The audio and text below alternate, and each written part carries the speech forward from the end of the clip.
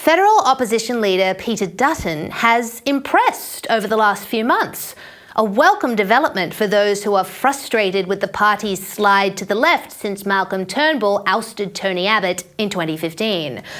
Particularly heartening was the decision announced in April for the Liberal Party to oppose the Indigenous voice to Parliament.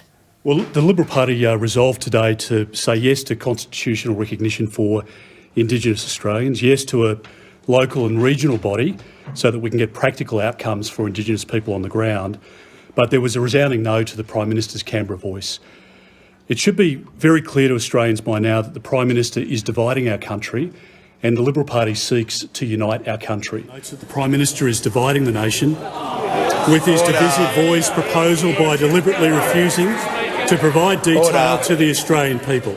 2, notes that the Prime Minister promised on 34 occasions to implement the Uluru Statement from the Heart in full, which includes the Makarrata Commission's national treaty-making process, but has since continually denied that there will be a treaty. Because the Australian Prime Minister is seeking to divide his nation. That's what's happening here, Mr. Speaker.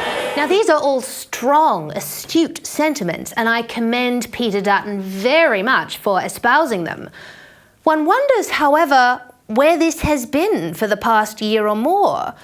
Since the 2022 election, Liberal voters, especially those on the Conservative side of politics, have been waiting for Peter Dutton to pick up the pieces of the now sullied political party who made the colossal mistake of capitulating to the left on everything from net zero to COVID and start smooshing them back together.